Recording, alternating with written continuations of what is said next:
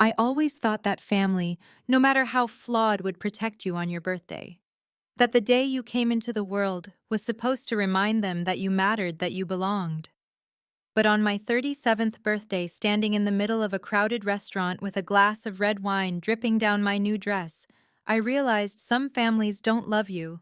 They just tolerate you until it's convenient to humiliate you. My name is Natalie. I'm the quiet one in my family, the one who always worked too much, smiled too politely, and gave too many chances. My sister Caroline was the opposite. She had the kind of beauty that made people forgive her cruelty, the charm that excused her lies, and the confidence of someone who never had to earn anything. Growing up, I used to believe she sparkled because she was special. Now I know she just liked standing in the light so no one could see my shadow behind her. Our parents adored her. They still do. They call her our golden girl, even though she hasn't had a steady job in years. Meanwhile, I became the responsible one, the peacemaker, the problem solver, the invisible scaffolding that kept everyone else standing upright. But you can only be the strong one for so long before you start to crack. That birthday dinner was supposed to be simple. Just family. Caroline had insisted on hosting it at her favorite restaurant, the kind of place where the waiters wore white gloves and the menu didn't have prices. I should have known that when she offered to plan everything, it wasn't generosity, it was theater. She didn't throw parties, she staged performances. When I arrived, the table was already full. My parents, Caroline, her husband, and her 17-year-old daughter Harper. Everyone looked perfect, polished, practiced. Caroline stood up to greet me with that smile of hers, wide, camera ready, the kind that could slice glass. Natalie, you made it. I wasn't sure you'd dress up, but you actually look nice. It was meant as a compliment, but everyone at the table laughed just a little too long. I smiled back anyway. Years of habit, years of swallowing small humiliations like sugar-coated poison. Dinner started pleasantly enough.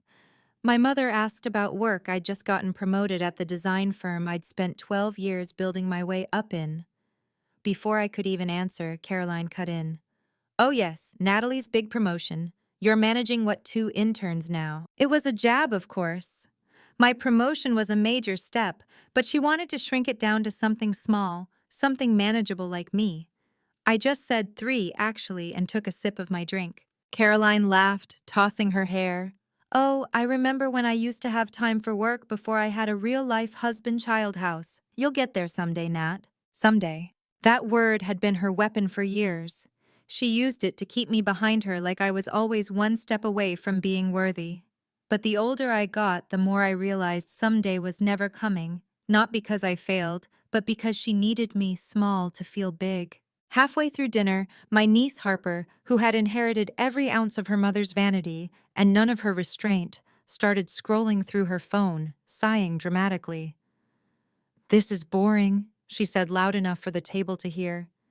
"Can we not talk about work for once?" Caroline laughed, reaching over to pat her hand.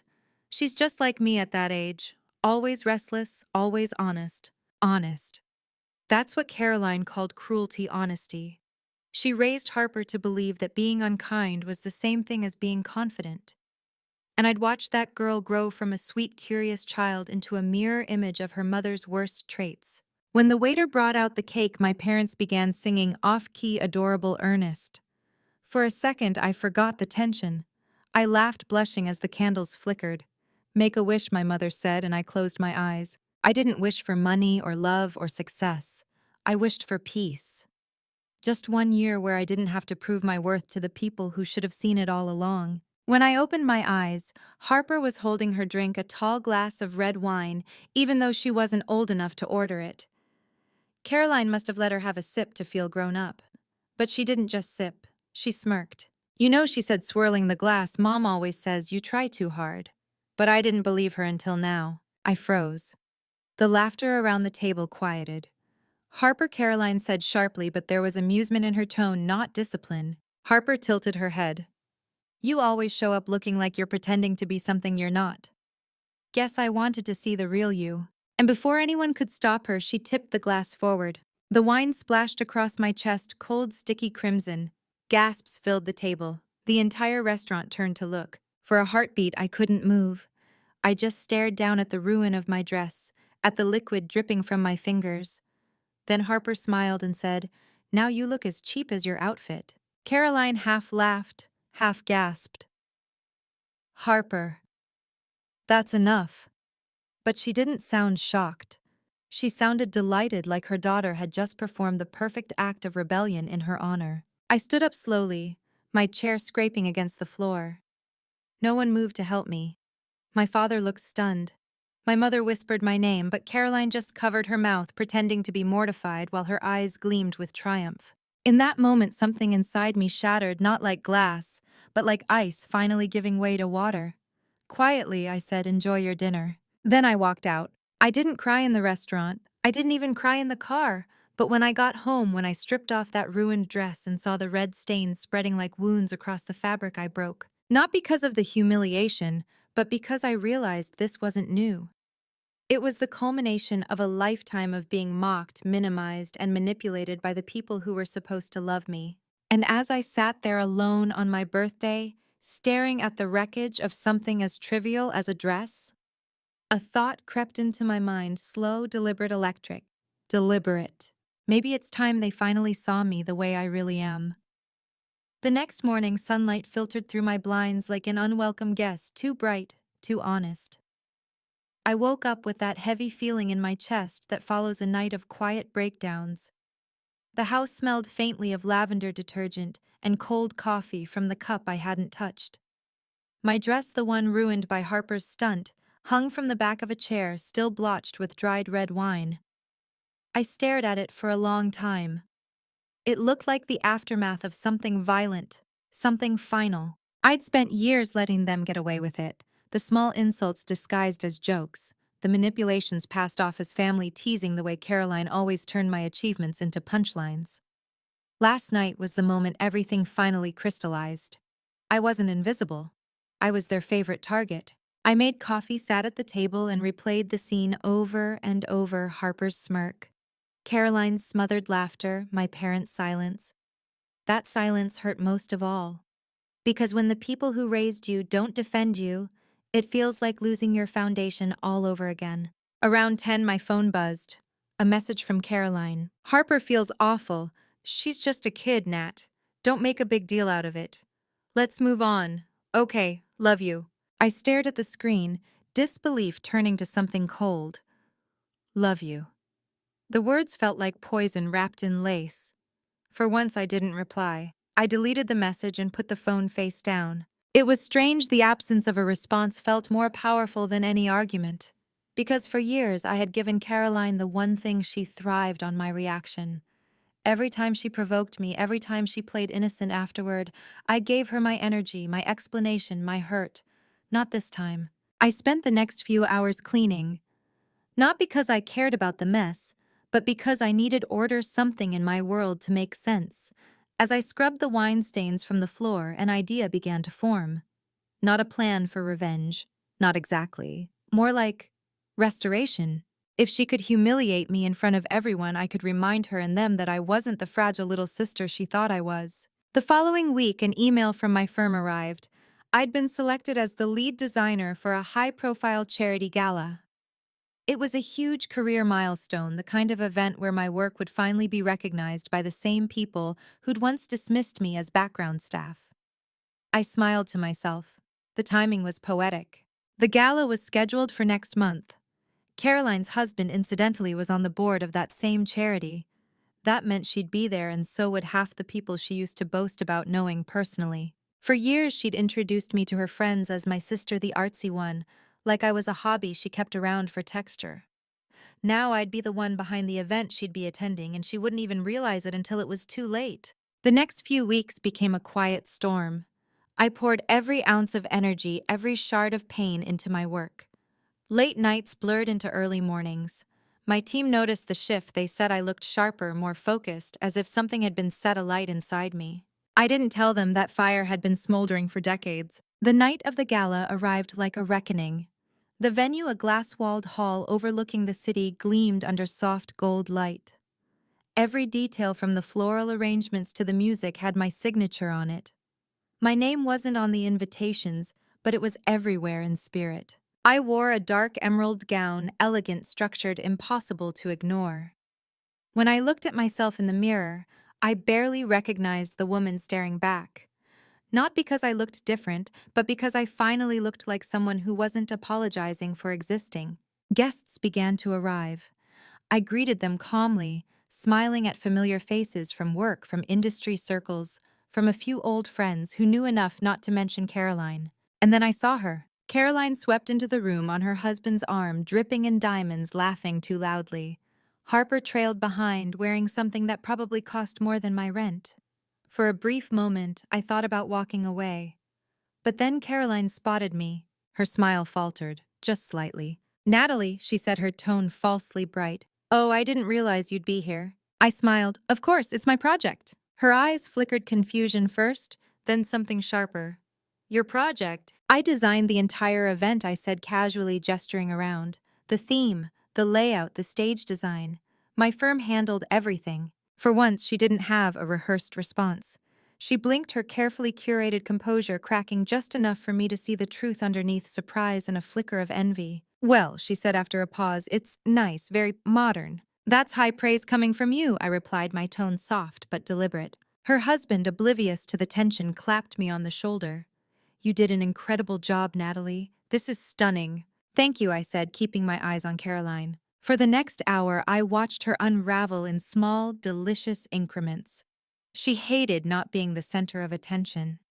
Every compliment I received, every handshake, every photo, it chipped away at her carefully constructed dominance. Harper, meanwhile, hovered near the buffet table, scrolling through her phone, rolling her eyes at everyone. She didn't even recognize me at first, until someone from my firm approached and said, "Natalie, everyone's talking about your design." Harper's head snapped up. "You did this," she said, disbelief in her tone. I smiled, surprised. She opened her mouth, then closed it again. "Guess you clean up better than I thought." "Guess so," I said lightly. "But I've learned looks can be deceiving." She flushed, understanding the undertone. For the first time, she didn't have a comeback. Later that evening, as guests gathered around for the charity auction, Caroline approached me again. Her voice was lower now, her smile tight. "You didn't tell me you were in charge of this." "You didn't ask," I said. She studied me. Really studied me for the first time in years. "You've changed," she said finally. "No," I said softly, "I just stopped shrinking." Her eyes flickered again, a mix of pride, jealousy, and maybe deep down something like respect, but she'd never admit it. As the night went on, the event was declared a success. The charity surpassed its fundraising goal. The organizers thanked my firm, and the local press wanted to feature the team. I stood near the back of the room, watching the applause ripple through the crowd. For once, the applause wasn't for her. And yet, as the music swelled and the guests danced, a strange sadness washed over me. Because victory doesn't always erase the scars, it just reminds you how deep they went. Caroline came over one last time before leaving. "You did well tonight, Nat," she said. "Really, I mean that." "Thank you," I replied. Then she hesitated just long enough for her voice to falter. "About that night at the restaurant," I looked at her steadily. "It wasn't about the dress, Caroline. It never was." She swallowed hard, "I know. And for the first time in decades, there was no performance between us. Just silence, honest, heavy silence. But I also knew something she didn't, that silence can be its own kind of revenge." The days after the gala felt strangely still, like the air after a storm. People at work kept congratulating me, sending flowers, tagging me in posts about the event's success. My inbox overflowed with opportunities from clients I'd never met before, but inside I was quiet, calm, but not content. Because victory, I realized, doesn't echo as loudly as pain does. For a while, I thought the story had ended there, that life had neatly wrapped itself up with poetic justice. Caroline, humiliated me, redeemed. But karma doesn't stop when the curtain closes. It lingers, it whispers, it finishes the work you were too gentle to start. 2 weeks later, I received a call from my mother. Her voice sounded uneasy, that particular tone she used when gossip came wrapped in guilt. "Natalie, dear, have you spoken to your sister lately?" "No," I said simply. There was a pause, then a sigh. "Well, she's having a hard time. Her husband, well, there's been some trouble with his business." I said nothing, waiting for the rest. "He lost a few contracts. Apparently someone discovered inconsistencies in his accounting, something about unreported expenses. You know how those things are." I did know. In fact, I knew exactly what that meant, because I had designed the charity event, and part of that process involved reviewing all sponsorship paperwork, including a small donation Caroline's husband had made in kind. Except the receipts he'd submitted didn't match the services rendered. I hadn't reported it, but someone had. And I had a strong suspicion who. That night, as I scrolled through social media, I found Harper's account. Her posts were still as self-absorbed as ever, selfies, designer outfits, passive-aggressive captions. But one post caught my eye. Maybe next time people should think twice before playing nice. You never know who's watching. The caption was followed by a black heart emoji. For a moment, I almost laughed. She had no idea how small her revenge looked to someone who'd lived through her mother's cruelty for decades. But then I paused, because I realized Harper wasn't just mimicking her mother anymore. She was becoming her. The thought made my stomach twist. I set the phone down and sat by the window. The city lights glowed like distant promises. Somewhere out there, my niece, a child I once babysat, whose hand I once held when she had nightmares, was learning to destroy people with the same precision her mother used on me. And that's when it hit me. My victory meant nothing if the cycle kept going. A week later, I reached out. I didn't call Caroline, I texted Harper directly. "Hey, I'm stopping by your campus tomorrow. Want to grab lunch?" She replied within a minute. "You why?" "Because I think we need to talk." "About what?" "About who you're becoming." There was a long pause, then, "Fine, but I'm not apologizing." "Good, I'm not asking you to." The next day, I met her at a cafe near her college. She looked annoyed, scrolling through her phone as I sat down. "You have like 5 minutes before my class," she said, not looking up. I smiled faintly. "You sound just like your mother when she wants to avoid a real conversation." That got her attention. She looked up, frowning. "What's that supposed to mean?" "It means I used to admire your mom," I said. "I thought she was everything I wasn't: confident, fearless, untouchable. But over time, I realized she was just scared. Scared of being ordinary, scared of being loved for who she actually was instead of who she pretended to be." Harper rolled her eyes. "You came here to psychoanalyze my mom. Wow, fun." "I came here because I see the same fear in you," I said softly. "You think cruelty makes you strong. It doesn't. It just keeps people from seeing how much you want to be loved." Her face faltered for a moment, just a flicker before she scoffed. "Please, you don't know me." "I know more than you think," I said, "because I used to be you, trying to earn love from people who only gave it when it made them look generous." She leaned back, crossing her arms. "You think you're better than us now because of that stupid gala?" "No," I said. "I think I'm finally free from the need to compete.